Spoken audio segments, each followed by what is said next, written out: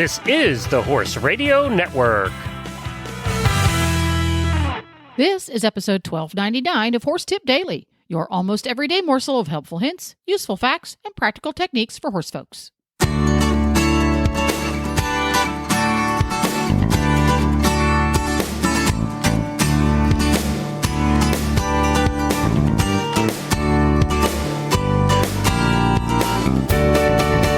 Greetings, horse people. Coach Jen here, and thanks for tuning in to Horse Tip Daily. Today's tip, in honor of the first day of summer, features some hints for riding in the heat, and we'll get right to it after this.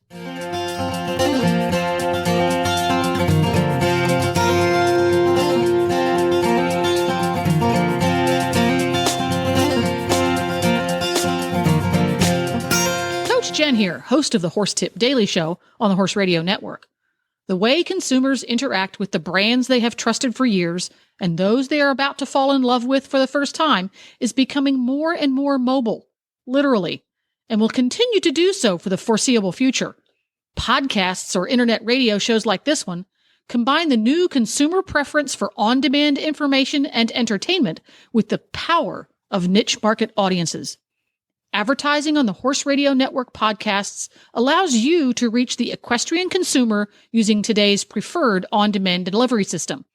It's cost-effective and flexible, able to reinforce your existing marketing and social media strategies.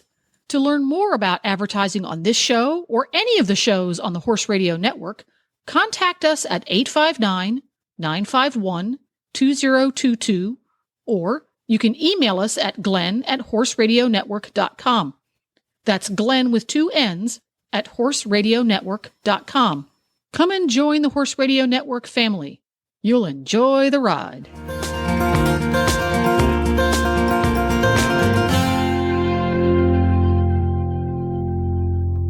Alrighty, here we go with my top 10 tips for riding in the hot weather and making it slightly less miserable.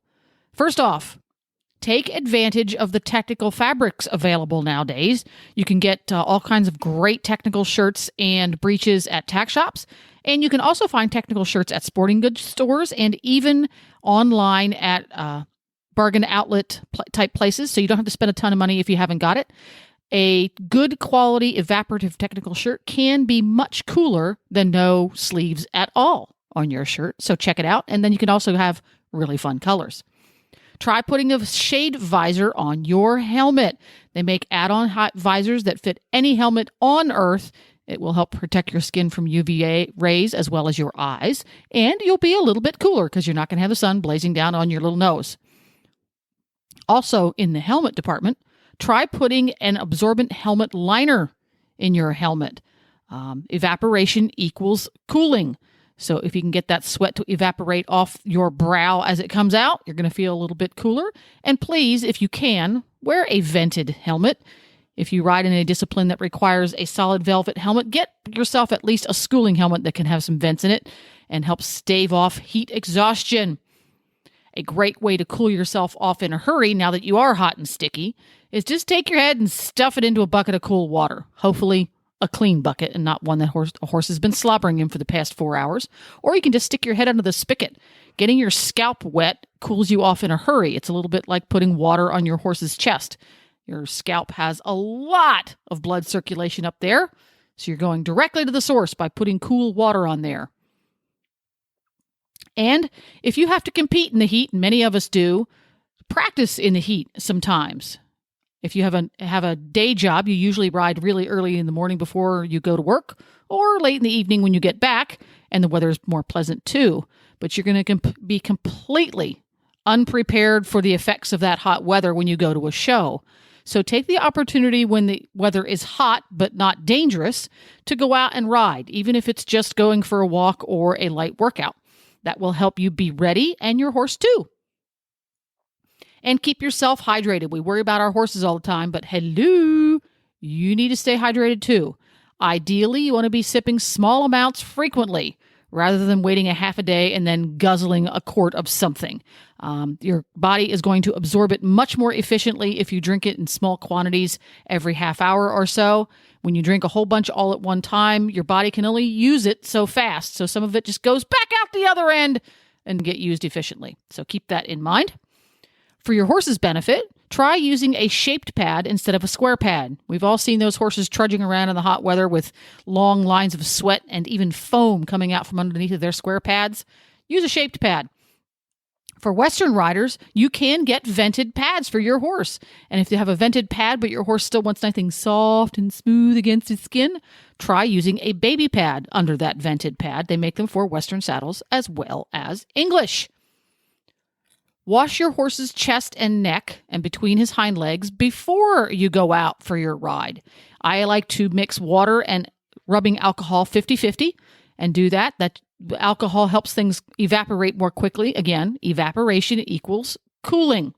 Another thing you can do when you're riding in the arena is keep yourself a wash bucket over in the shady spot in your arena, or if you haven't got a shady spot, put a whole bunch of ice in that bucket along with your water and alcohol, and periodically stop and wash it down on your horse or have a helper do that. You can also do the same for yourself.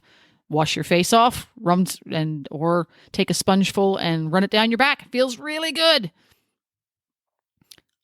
For that matter, buckets of water around. Put a bucket of water in the arena for your horse so he can sip at it if he feels thirsty. Or if you're out hacking about the fields, maybe stop at the water trough in the field and offer him water. You can teach your horse to do this better by offering liquefied hay cubes or hay pellets. It encourages them to suck it up like soup. I've done other tips on how to get your horse to do this, so check on Horse Tip Daily and look those up. And a bonus tip, this is my favorite, put a good quality fan in the grooming area or barn aisle so that when you're working with your horse before and after, you could take advantage of those minutes to stay cool. That way, if you put it in the grooming area, before you even head out, you're not going to be overheated and miserable. And when you get back, you can start that cooling process right away.